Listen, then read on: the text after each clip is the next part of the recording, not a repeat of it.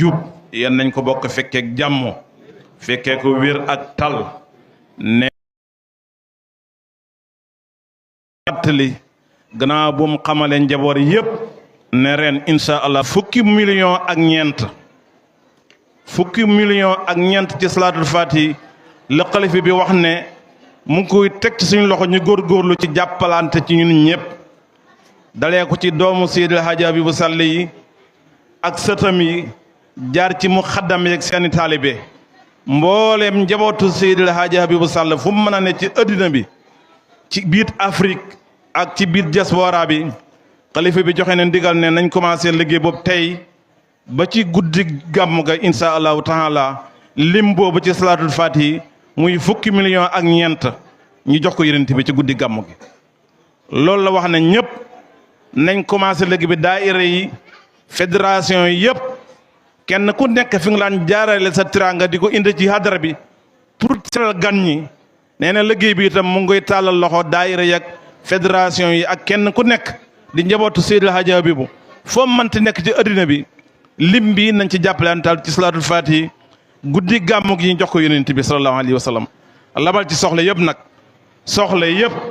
ku ci am soxla bu la ñor labal ko ci liggéey bi sa soxla njaboot say xarit say soppe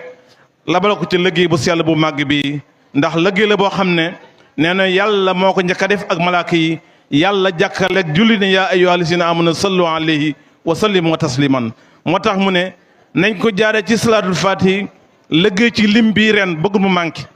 fukki million ak ñeent ci salaatul faatihi 14 millions nag buñ ko waxee ci compte mooy téeméeri junne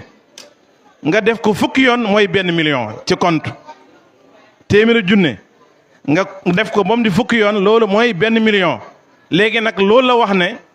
nañ ci def fukki million ak ñeent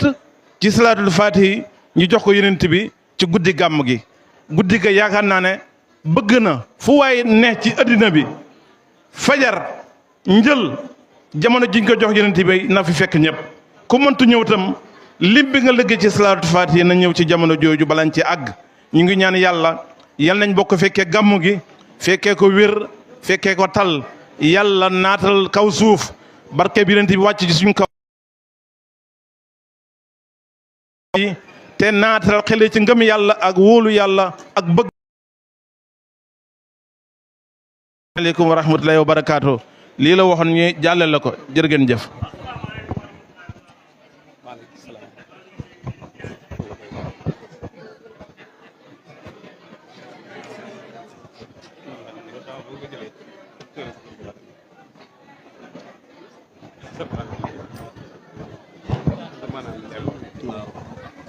Claro.